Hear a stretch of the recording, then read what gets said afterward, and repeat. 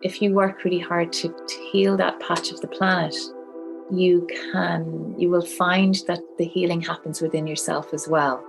So for most people, it's really difficult to go through a healing process, going to counseling or whatever the hell, whatever version of it you can do.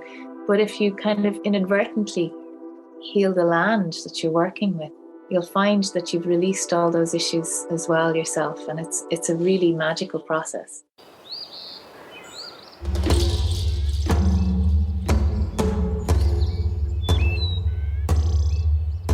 This is the Regenerative Real Estate Podcast. Revitalizing the world together.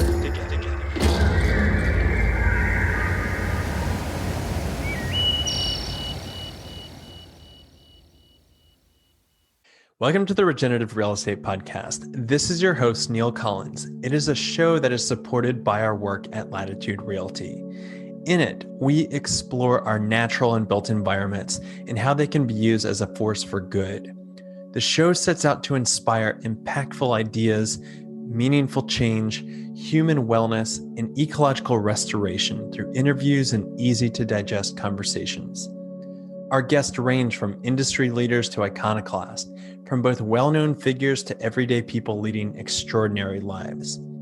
This is a show for people looking for education and inspiration on how real estate can be done differently. Hey, everybody. Welcome back to another podcast episode of the Regenerative Real Estate Podcast. And I'm really pleased to have our guest on today, Mary Reynolds, coming from, I believe you said Southeast Ireland. Mary, is that right? That's right. Yeah. Wexford? Did I remember that? This is our round two of recording.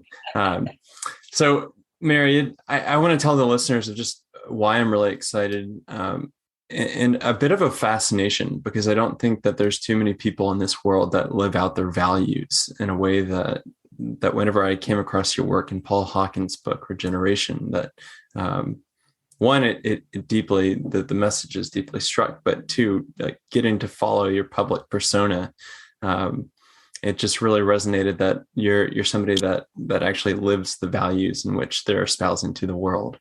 So it is just a real pleasure to have you come on today.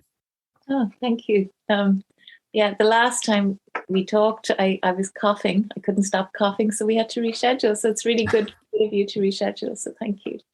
Yeah, well, Mary, for the listeners that are not familiar with your work, I believe I read somewhere that you were named one of the 10 best landscape designers in the world.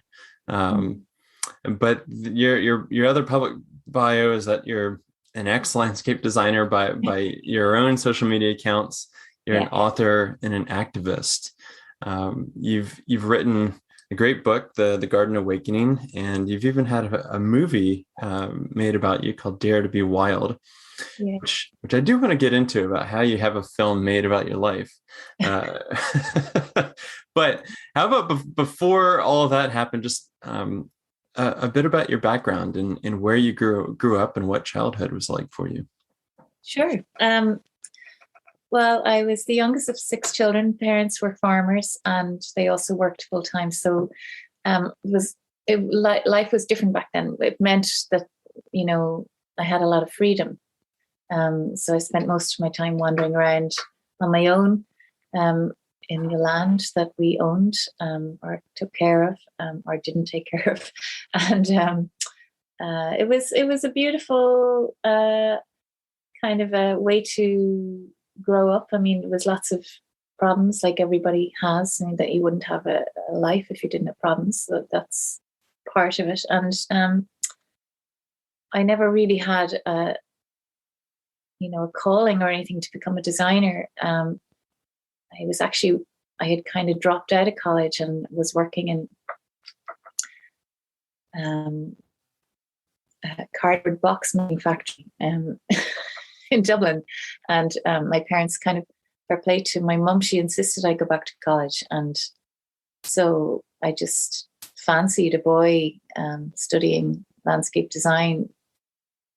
And so I said, I'll do that then. And it's the only reason I ended up doing it, But when I ended up doing it, it was a long process to coming back to the memories of when I was young and my connections with nature.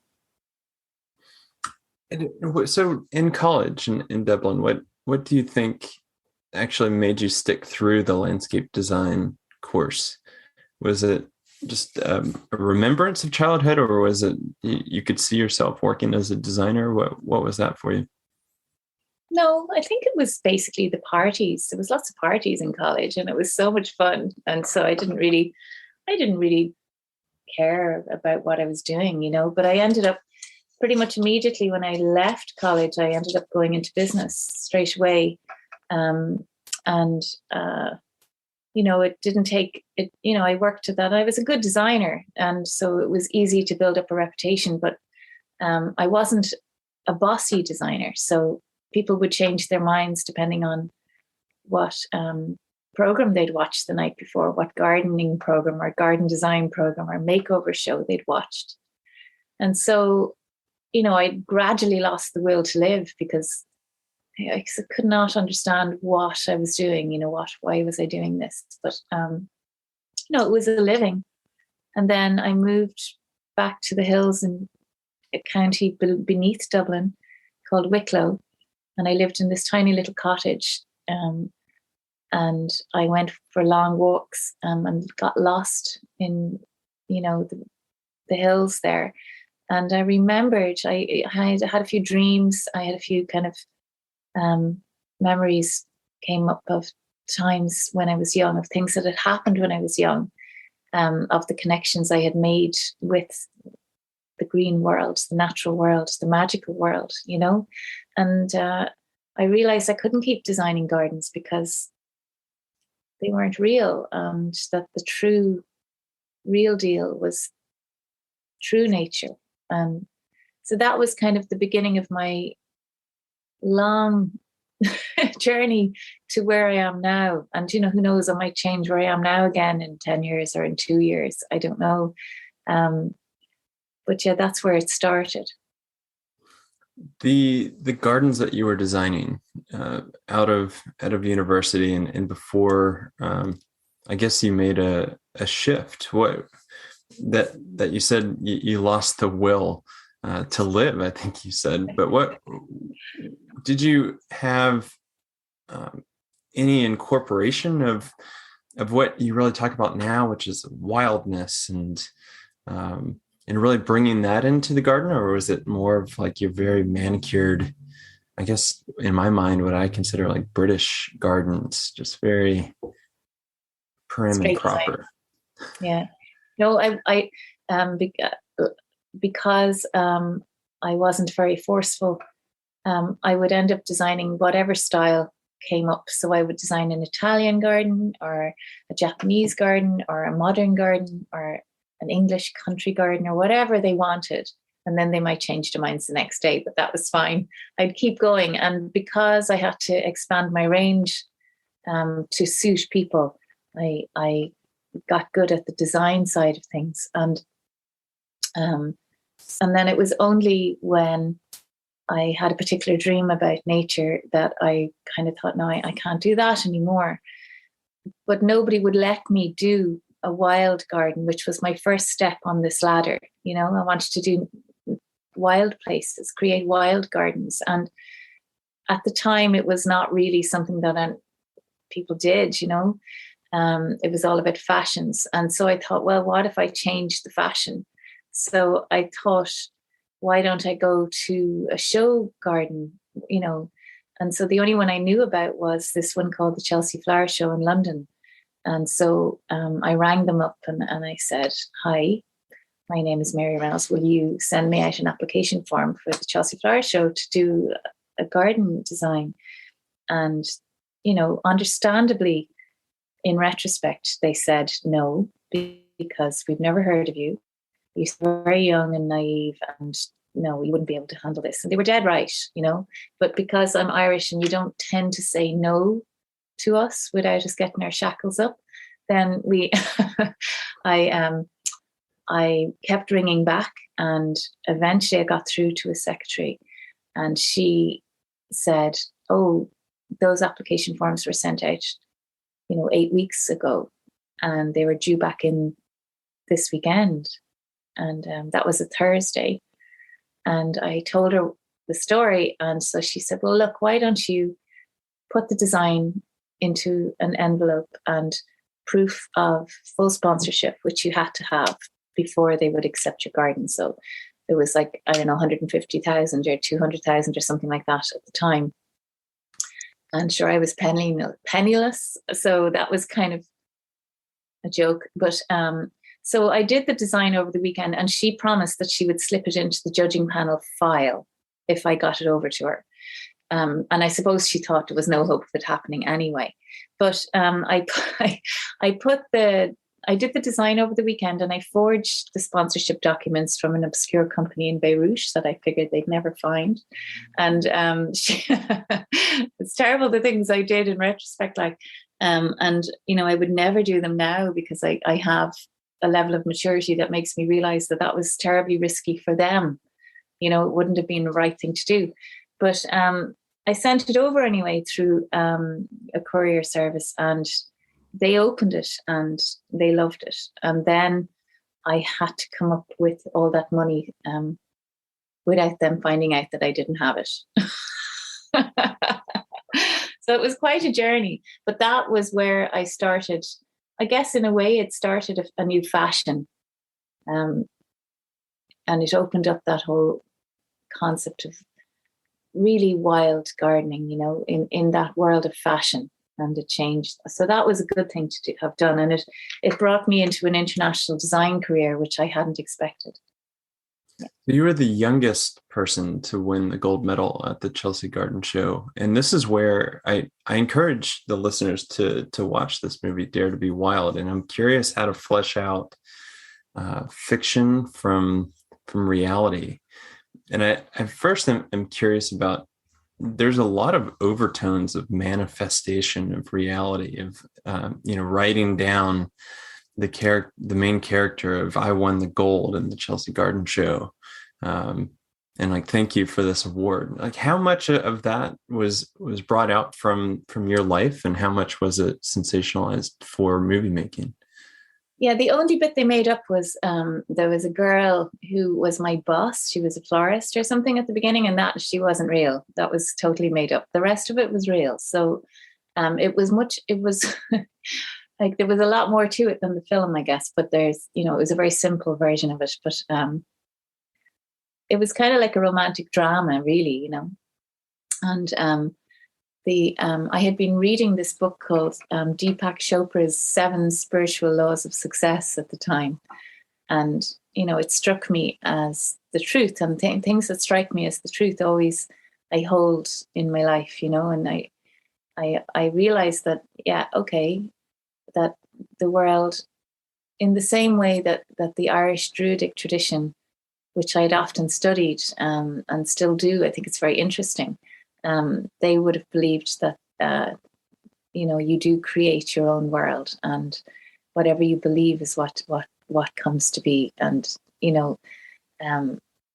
it's, that doubt is where it all falls apart. So I decided to try it out. And so I just kept writing, thank you for my gold medal and full sponsorship at the Chelsea Flower Show. And I stuck it on my fridge and I repeated it until I believed it.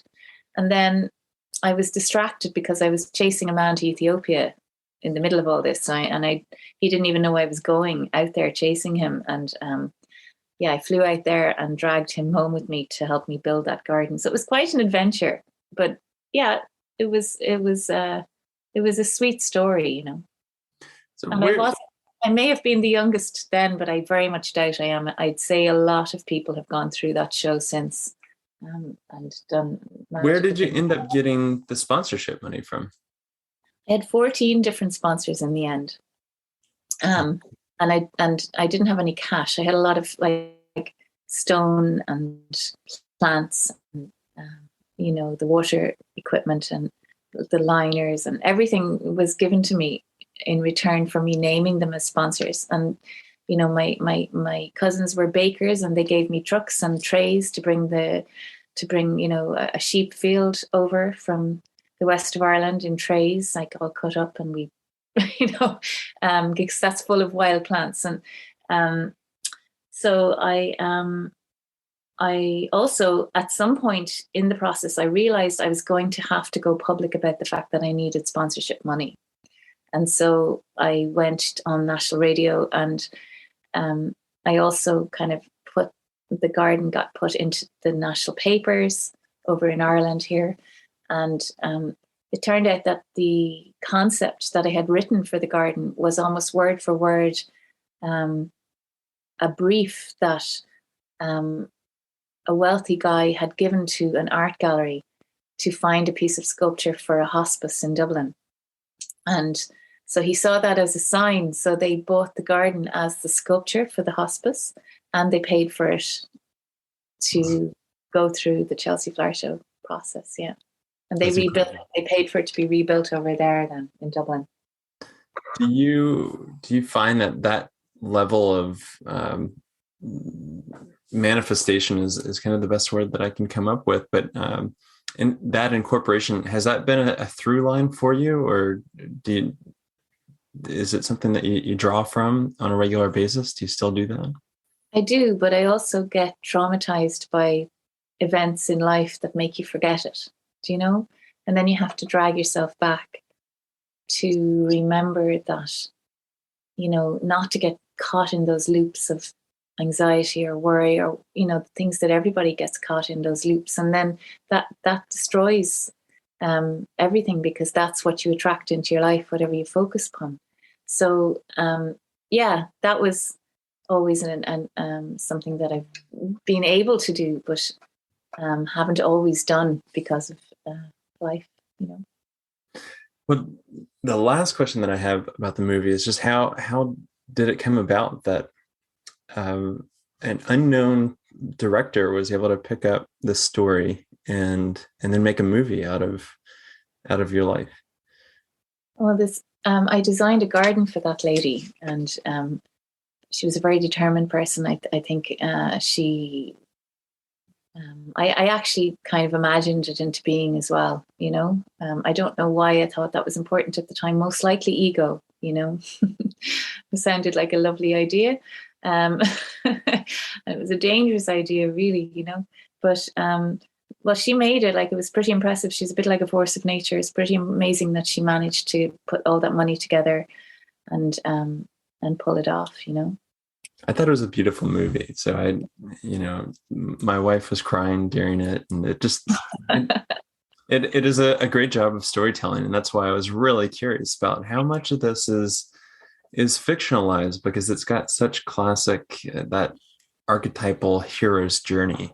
It's pretty accurate. Like, it's quite accurate. So after winning that show, you said you got catapulted into more of international design realm. What did that part of your career look like? Well, it coincided with me getting pregnant and having children. So it was kind of a stop and start situation, but I traveled everywhere, really, doing wild gardens for people, you know, and I learned how to design within the shapes and patterns of nature, so as not to block the energy flow within a space, and to allow those natural energies to move much more freely in a space, you know. And so that went really well, and you know, that went really well for lots of years, and then I suppose, and then I very soon after I had kids, I ended up as a single parent. When my daughter was less than a year and my son was 3. And I ended up living in the west of Ireland, and everything kind of fell apart, the way things are supposed to in life often. And so I was down in the west of Ireland and still traveling around the world. Occasionally I was presenting television programs. I was doing bits and pieces, but I was really struggling, you know, because of my situation more than anything. And then the film thing happened, and then I started writing about, you know, the real story as such of what happened. And I kind of got bored of that at the time, because I talked about it so much to the screenplay writer. So I started writing about my work, and very quickly I wrote myself out of a job. because I realized that even though I was designing wild places within the shapes and patterns of nature, the land itself had different intentions, and it didn't want to stay as I had designed it. It didn't want to be, and I kept kind of kicking it back into its box and cutting it back and saying, no, this is my vision for you, and this is how you need to stay, like all of us do with landscapes. And so I had to rethink all of that, and I wrote a book called The Garden Awakening, which was all about reimagining our relationship with the land and literally working as nature, as a co-creation with nature, and designing spaces using symbols and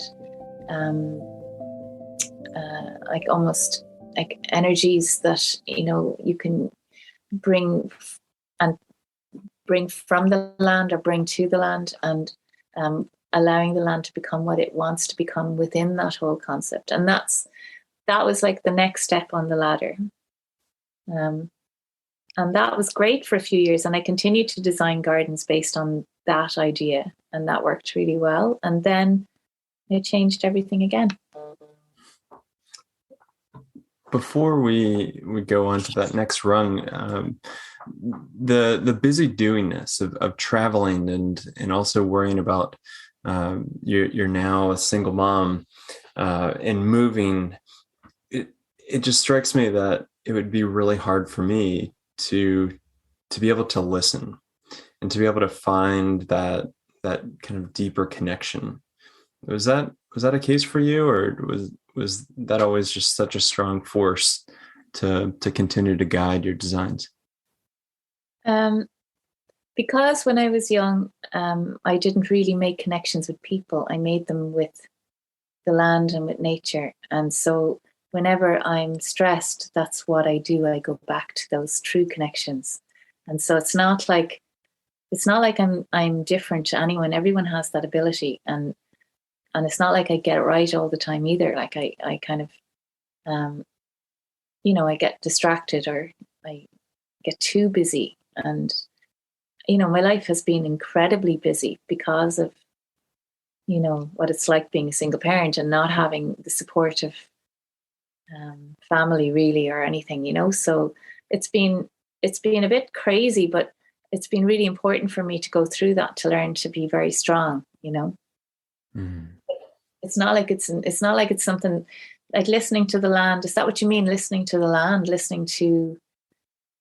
that what you mean? It's listening to the land, but also having the curiosity to go back to old patterns and old stories, and really becoming native to that place is the term that really comes up.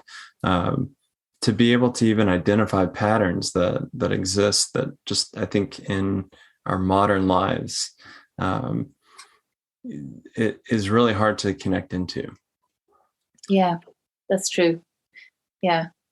But I've always put my space above earning money. So, and I've always managed, even though, so I've been busy, but I've always put my kids first. And then the work thing absolutely doesn't come second. My space comes second, because otherwise I knew I'd crack up. So, even though everybody always presumes that I'm absolutely loaded and wealthy and all that stuff because of all the stuff I've done and the stuff that's happened around me, has never been a priority for me. And we've for some reason, I guess because I believe it, I've always had more than enough to keep us going, even though, as far as I'm concerned, I haven't done a day's work in my whole life, That's a good feeling. Fun and lovely drawings, but I never really felt like I've actually done any work, I've never had a proper job, for sure, Oh, that's amazing. That and truly, just I would imagine a deep sense of gratitude for being able to carry on something that you're passionate about and something that you have a gift for. And where I'm curious of taking it, unless you want to shift it maybe for another rung on the ladder. But it's just the essence of your work into a world in which we have chopped up and truncated, um, and it acts in a way now with our influence that nature does not design small plots of land with little houses on it, and this is my yard and that's your yard, and we can care for it very differently. And this is kind of the irony of our work, which is in the real estate industry, where we're tasked with facilitating the transfer of our homes and our land and earth itself, but that it was not designed to be that way. And I'm just curious how you embrace wildness as a concept to design, whenever that is just our patterns of human activity are so incongruent with it. Yeah, so my understanding is that the earth is like a great big kind of heart. And when we started looking at land and water and the earth itself as in terms of ownership instead of in terms of guardianship, it's like the earth shattered into all these tiny pieces. It broke, and it's still breaking. And we're sometimes, if we're lucky enough to have our own home or some land, we attach to those patches of the planet that we call our own, you know. And I always believe that land is like, you know yourself, when you go somewhere, it feels a certain way. Like sometimes you'll go into a woodland and it'll feel very unsafe, and you won't feel welcome, and it'll feel scary, like the Red Riding Hood's kind of scary. And then sometimes you'll go into a woodland and it'll be beautiful, and you'll feel soft, and you know, you'll just feel like this is just a meditation, just walking through here, and it'll feel really good, you know. And every patch of land that you go into has a different personality and a different energy and different levels of trauma, the same way that people do. And I really believe that land calls in its people these days. And I don't claim to understand what it's about, but I kind of notice things. And so, like, for example, my patch of the planet, I have a good bit of land here, and it's land that has major problems with abandonment and rejection, and it doesn't trust people, and that's exactly what I'm like, you know. And so we reflect the same damage that our land has. And a lot of the time these days, most people's land is kind of devoid of uniqueness, you know, because that's the kind of system that we have created in the economic system, social system, the whole thing. We've lost our uniqueness a lot of the time. But the really magical thing about it is that even if you only have a small patch of land, if you work really hard to heal that land, and I talk about that in my book, about healing it energetically or physically, all those different aspects. And if you work really hard to heal that patch of the planet, you will find that the healing happens within yourself as well. So for most people, it's really difficult to go through a healing process, going to counseling or whatever the hell, you know, whatever version of it you can do. But if you kind of inadvertently heal the land that you're working with, you'll find that you've released all those issues as well yourself. And it's a really magical process. Sponsor of ours. If you've been following along, you know that I'm a big advocate that our homes should be places of safety and a haven from the dangers of the world. But toxic chemicals are everywhere, especially in our homes. It's the paint on our walls, the floors beneath our feet, and even the tables we gather around can contain chemicals that pose serious health risks, such as cancer and infertility. The EPA acknowledges that indoor air quality is 3 to 5 times worse than outdoor air, which not only affects our health, but also our productivity. I try to do the best I can to make healthy choices, but even as a real estate professional dedicated to healthy and resilient spaces, there's just so much more to know. That's why I was so happy to get introduced to the work of Wise Matter. Wise Matter helps homeowners, architects, designers, and contractors choose eco-conscious building materials, finishes, and even furniture that support optimal indoor air quality. Style does not have to be sacrificed when making these important decisions, and Wise Matter will work with you to find healthy finishes that achieve the aesthetic you desire. After all, you can't call something good design if it undermines your health or that of the planet. Wise Matter offers a free 30-minute consultation to discuss your home or project design. You can visit them at wise-matter.com. That was so beautiful. That was actually a quote that I had written down of yours, that we're very bad at healing ourselves, but it can heal the land, and by doing so, healing ourselves. And I think that will forever remain imprinted on my brain, because I think, or not on my brain, but just on my soul. After going through a very similar process of how do we change over just a monocultured landscape and in an urban environment to invite life in, and just the joy that came from that process. It was something that I didn't even realize was missing. And so it deeply struck a chord. That's wonderful. I love that you didn't realize it was missing. I think most people don't. Absolutely. I think they're looking for a connection in television, in boyfriends and girlfriends and drugs and whatever they can find. And all they need is this, Now, not everybody is lucky enough to have land, so it's difficult. And that's why I'm always asking people, what I ask these days is people give half of their land back to nature so that she can take care of all the rest of the creatures that we share this planet with, in as much as you can, in whatever space you have. But in the other half, that you grow your own food. And if that means that other half is big enough that you can share that space with your friends that don't have land, or with family that doesn't have land, and let them come and grow their food for their families there.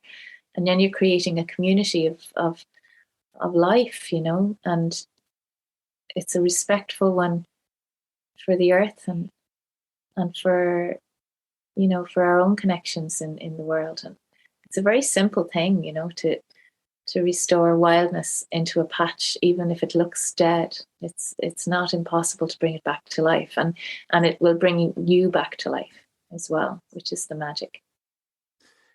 It's startling to think how short of time we've gone from having that deep connection of even growing our own food and vegetable, even if it's just a patch of vegetables, to thinking this comes from the grocery store and the supermarket, and that's the only place that it can come from. What I'm trying to work out is mainly how do you strike that balance between finding wildness and encouraging wildness towards, I guess, more of an intentional foodscape. Is that to bring that sense back in, to cultivate for your own nourishment, but to also be wild? Like, how do you create a synergy between those two? Well, the land, generally, if you leave it alone, it'll eventually become woodland. And so that was the conclusion I came to with the Garden Awakening book, is that if we move into the permaculture concept of food forests, and grow as much of your own food as you can on all those different layers, it kind of gives a balance.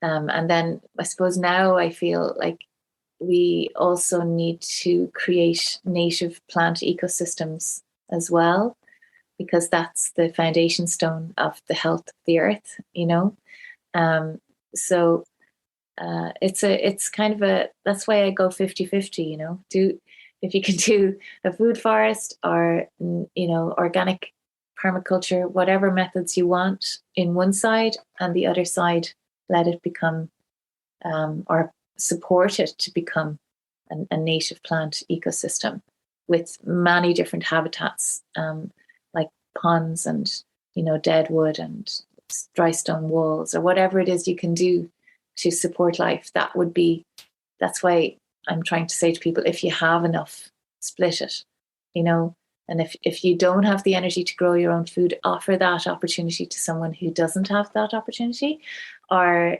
just give all of it back, but we do, and if you want then instead to support some local organic regenerative food producers who really need your support, and that way you're doing the best thing you can do, because unless we step out of the industrial food, forestry, fishing systems, we won't have a future on this planet. And what else is there to say? Yeah, I mean, it is very true. I'm going to see if I can bridge in something here. And I had an experience where my wife and I were invited to a project in India, and we got to live in the state of Gujarat, where Gandhi had his ashram, and to see how Gandhi's influence and philosophy was incorporated into almost all facets of life.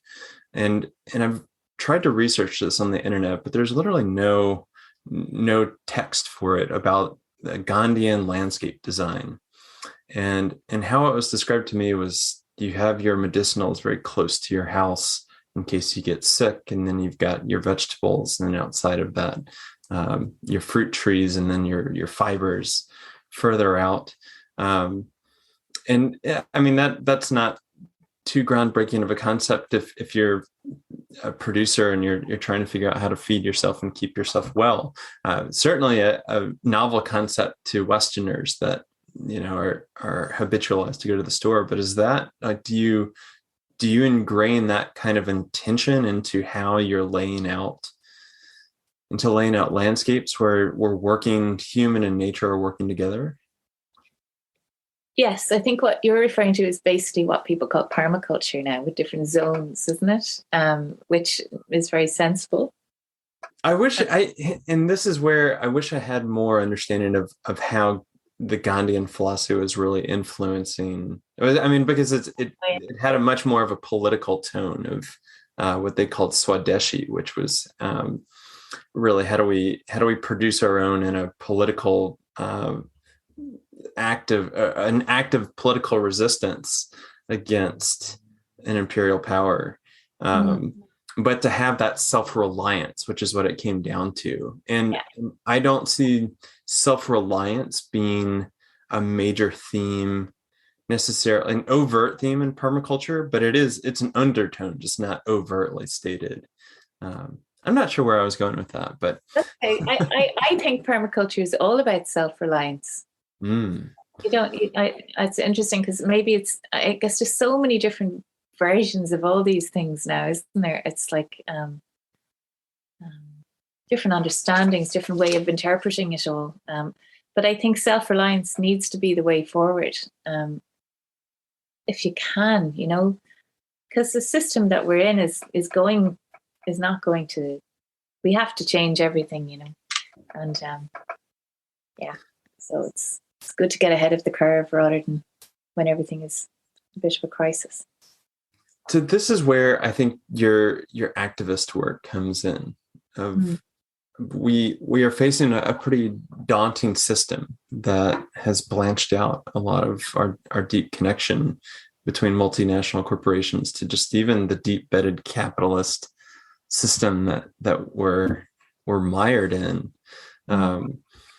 Do you have I guess the first question is what are some inspirational stories of hope that you do cling on to, or that you do see just kind of coming up between the cracks? Let's start there. Do you have hope right now and see glimmers of a new future? I mean, we wouldn't have been having this conversation 10 years ago. It was not understood that nature had collapsed 5 years ago. nobody really trusts politicians anymore, which is a good thing, because we know now that we really need to grow our world from the ground up and reimagine it, and that they're not going to do it for us, and that it's really up to us. And all the greatest changes in the world have come from small movements of people, passionate movements of people making massive changes, or small changes that became massive changes. And so I see so many young people not so young like me, and young people like you with young families that are kind of going, yeah, I don't know about that whole system that we were, trained into. That gives me hope. I mean, there's so many of us. There is so many of us. And sometimes, if you look at the news or you read the papers, or, go online or whatever, it looks like there's no hope, because the majority of people are looking at what, the Kardashians are doing or whatever, There's people in every world, even in that world of Kardashians and famous people and all that craziness, that know that everything is collapsing around us, and that we need to change everything. And they have children who will not have a future. And so there is people stepping up everywhere going, hang on for a second, lads, like this has to stop. I mean, Paul Hawken's book is a wonderful book, The Regeneration. That gave me hope, because he pulled all the hope together and the solutions together. Did you find that really good, that book? I did, and I'm really curious about how you ended up getting featured in that book, because I will consistently go back to the book and read one page, because the chapters are quite short, of just to rekindle that spirit of curiosity and hope all at the same time about things that are so far outside of my depth of knowledge, but I just find immensely fascinating. Well,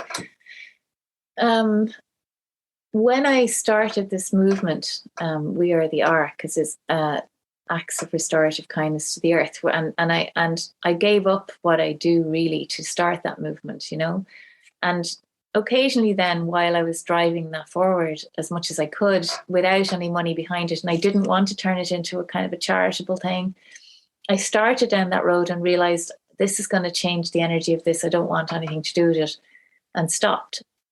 And so I've been driving it just in my spare time, and doing things like this. And I wrote a book about We Are the Ark, and that's coming out in October with Timber Press in the States. And I've been doing that, but as I was doing that, I realized I don't have any money to keep me and the kids going. So occasionally I panic, and I've made a decision, not to do any more garden design stuff, and then so I look for, how am I going to figure this out? And I lose my belief, and I start to panic, and I get anxious, and I start to look for jobs online occasionally. And anyway, there was a job going in Project Drawdown, and I contacted Paul through a mutual friend and said, hey, Paul, this is what I do. I think I'd be really good at that job, which in retrospect, I would have been so bad at. And I think Paul kind of realized that immediately. And he said, yeah, I don't think that'd suit you, Mary, but I'd really like to feature what you're doing in my book. So that's what happened. And me and Paul have stayed in touch. He's just great. He's great. He's just brilliant. Like, he's so intelligent and so clever and so open and kind. And he's just so much fun. He's great crack. Like, he takes the piss out of me all the time, which is kind of always good fun. He is one of those people that I'm just in awe of. I mean, that this conversation, I was quite nervous just to have that awe factor of like watching a movie about somebody's life and then having to interview them. You're just like, oh my goodness. I hope you're over it already. But with Paul Hawken, a neighbor and new friend of ours named Vicki Robin, who has a a pretty big podcast called What Could Possibly Go Right. She interviewed Paul Hawken and asked him, I think, one introductory question. And it was like listening to an hour-long symphony, and then he stopped and it was over. And that and I was like, my jaw was on the floor. And it was Yeah, some of the he's most beautiful, hopeful, inspiring things that I could ever imagine. it was the mutual friend was this amazing two people. One was a guy called Brian McClintock, who has a company called Vitco Wines, who's a friend of mine, and there's like a few kind of documentaries about him on Netflix, I think. And he's gotten into regenerative wine production. He's really interesting. You might enjoy his new world. And also Julia Jackson, who runs an organization called Grounded, and she's great friends with Paul. And so Julie has come and stayed over here, and she's a great friend. But she was the one who introduced me to Paul. And there's this network of really positive people who completely believe that we can turn all this around. And that keeps me going, because there's days when I worry, and then there's days when I think, of course we can do this. Like, if each person takes their patch of the planet and restores it back to health, then we have some hope, but if we're waiting for someone else to fix it for us, we don't have any hope.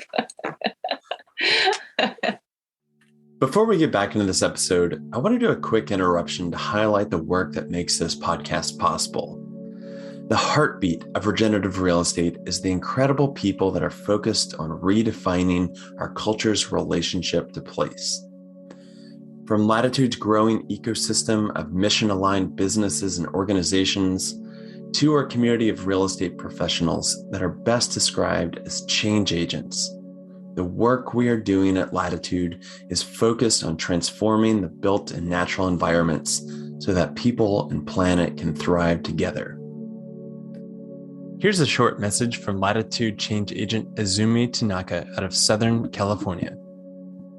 I was trying so hard to build my real estate business as a green real estate expert for a couple of years. And I remember the first meeting I came to Latitude, Daniel was talking about how he's been banging his head on the wall. And I just said, it's exactly how I felt. But the first aha moment was the moment I saw the website. That was the aha moment. And then from that point on, it's like, because what I saw was, this is exactly what I've been trying to build, wanting to build by myself. And there's a whole group of people who are trying to do the same thing. And I was like, I'm in. I mean, there was no doubt in my mind in that first moment. This show, I think, is a testament of that I'm a bit gobsmacked that there's 20,000 people that will tune into this show that has real estate in it, that is a transactionally oriented, numbers driven, take the emotion out of this and let's maximize the zoning. It just, the fact that people are seeking out life-giving ways in which we can inhabit this planet is so confirming that we're starting to take that U-turn, and I don't think we're headed all the way back to where we came from, but we're certainly we are at an arc, and so let's get into we are an arc. What is the premise, and how is that looking right now? Yeah, well, that came about one day when I was drawing at my desk, looking down over my garden, and it was winter, not 2019, I think, and I saw a fox run past, and two hares chasing the fox, and that was kind of strange. And I kept watching it, and eventually I saw a little hedgehog running along in the same direction underneath the hedge, and so I thought, there's something going on. It's a bit like Noah's Ark. And so I went outside in the direction from which they came. And I went down my laneway, and I live off a very small little rural road, like a one-car road. And on the far side of the road was always this beautiful thicket of a field. It was impenetrable, brambles, blackthorn, hawthorn. You couldn't get into it, but you just knew it was full of life. And somebody had got planning permission to build a house in the top of the field, and they'd gone in with a digger and they'd cleared the whole thing out to make a garden without any thought for all of those creatures who called it home. And I stood there and realized that that was the end of my career as a garden designer, because I had done the same thing so many times. And I thought, where are these creatures supposed to go? Because they can't go out into farmland because we've taken out all of their habitat. They can't go into the woodlands. In Ireland, we've hardly any trees left, I think we're the most denuded country in Europe. And we've only 2% of native woodland left, and most of that is newly planted. And then we've another few percent in the hedgerows, but they are being removed so quickly by farmers and road workers. And, they're becoming geriatric, a lot of the trees. And then the other trees that have been planted are crops, they're monocultures, and wild creatures can't live in them because they're poisoned with chemicals, and there's nothing living underneath. It's just dead and silent. And so they can't go into our gardens because they're filled with non-native plants that don't support the web of life.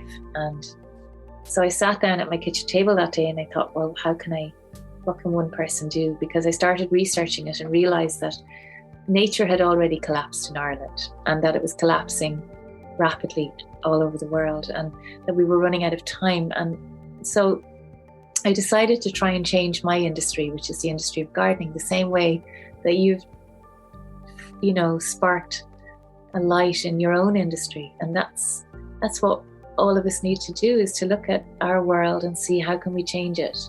And so I got myself and my friend Claire and Joe and Jen Coulter Prenda in America, who put together a homemade website, and we launched it as an idea. And so we asked people to put up signs saying this is an ARC, with the website underneath, wearethearc.org. And ARC stands for Acts of Restorative Kindness to the Earth. And it gives you details and descriptions on how to create as much habitat sanctuary in your land as you can, depending on whether it's a windowsill or, a massive ranch. And we have a map, which sometimes people put their ARCs on. Mostly people don't, because they like to be private, and I understand that. But, we have, ARCs as big as 1,500 acres in America and on the map, and windowsills in Norway, and all over the world. There's patches of the planet being given back to nature to support our shared kin, who we're hopelessly and completely dependent upon. That's incredible to see that global spark. Yeah. I think it's a simple idea. I'm not selling anybody anything, and I'm explaining to people that the wildlife gardening narrative is often incorrect. In America, there's a wonderful teacher, a scientist called Doug Tallamy, and he's written a couple of wonderful books called Nature's Best Hope and Bringing Nature Home. And they are really informative about why we need a network of native plants. It's amazing, and I think it's definitely. And if you're in Canada or America, it will make sense. But I'm bringing it a step further, and I'm kind of asking people to work with, the native plants within a 10-mile radius, because they're the ones that creatures have adapted to. They've evolved different ecological adaptations. And so it's all about pulling everything right back and creating as many different layers of habitat as possible. Because mostly, in a suburban garden, you can't restore the whole web of life. You can't put a wolf in, or bison or whatever. So we have to carry out all the ecological services that are missing, because we've broken the web, we've taken out all these threads.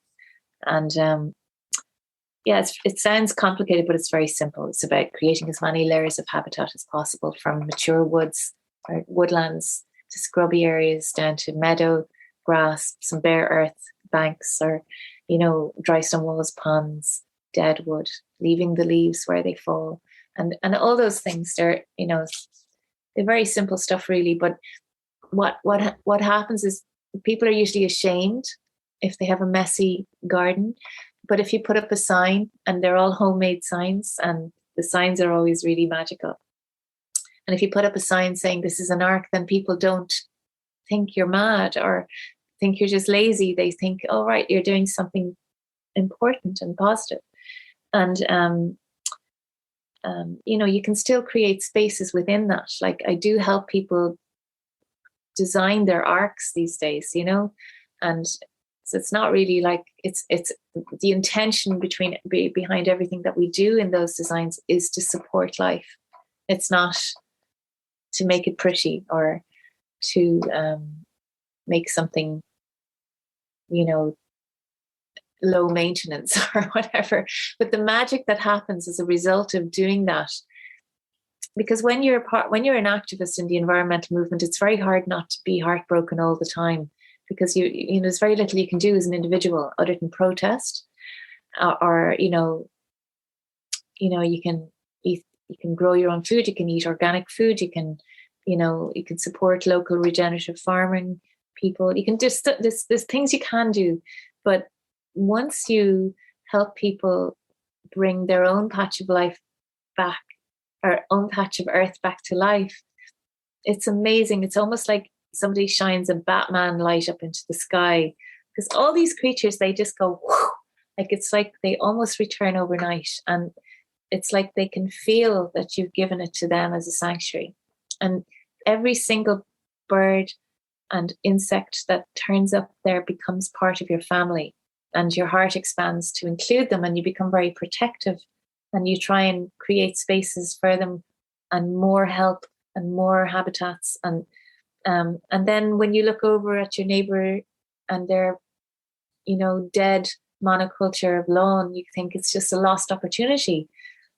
And then people become activists in that they're spreading inspiration.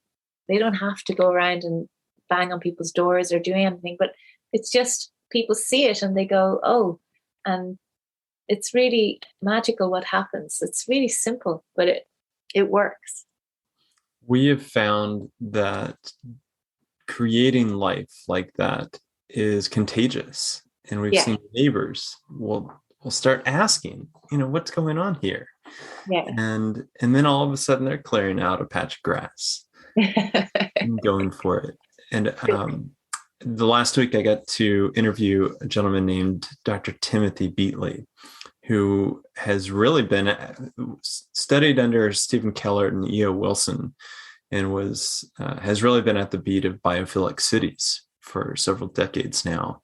And this is exactly, I think, the ground up movement of how we can create these environments in which life can flourish, and it is contagious.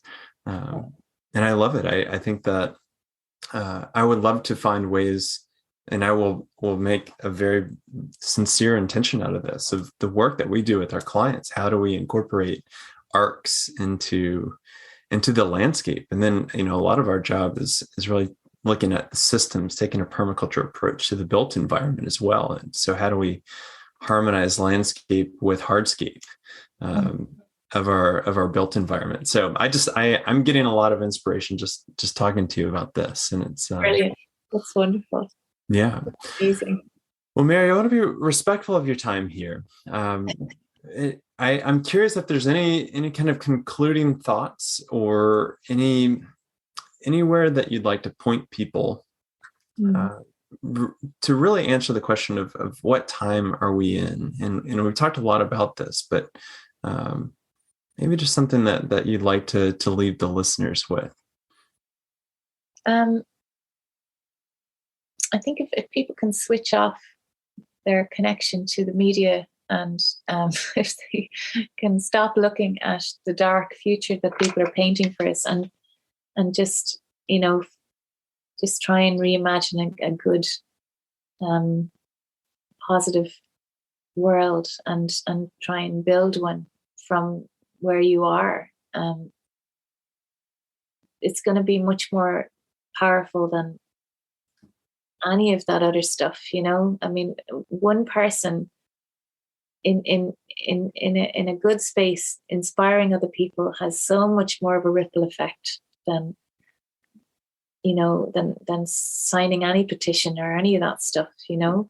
So just try and do as much as you can, and even if it's just a windowsill, you know, fill it full of native plants, and, you know, make connections with your community, and you know, maybe go out clearing invasive plants out from places, or, you know, do what you can. I mean, just find what you love and follow it. And if part of that love involves growing food and creating communities around restoring nature, then, you know, this is a good way to start, I think, you know. Okay, everyone, that is a wrap. Thank you so much for tuning in to another great episode. If you're not already a subscriber, please do so wherever you get your podcast. You can create good karma by leaving a review on Apple Podcast or sharing this show with your friends. If you're looking for ways to get more involved in the regenerative real estate movement, then you are in luck. We have a Facebook community conveniently called Regenerative Real Estate that you can join and be a co-creator with us on this journey. If you have a business or organization that you feel is aligned with our mission to use real estate as the catalyst for a regenerative future and would like to work together, then please be sure to get in touch. We are building an ecosystem to help amplify your work and message, where you can present to our community or sponsor the work that we are doing. You can do this by reaching out to us at team@chooselatitude.com. Last, and certainly not least, this podcast is enabled by the people that buy and sell real estate with us through our network of Latitude regenerative change agents located across North America. Our goal is to help transform homes and habitats, person by person, property by property. And we do that by combining the skills of a real estate professional with sustainable and regenerative consultation. It is time that we all start to live our values, and we hope to work with you on your next real estate sale or purchase. Okay, that is all for now. In the words of Paul Hawkins, remember that we are either stealing our future or healing our future. We are hard at work trying to do the latter. So until next time, be well.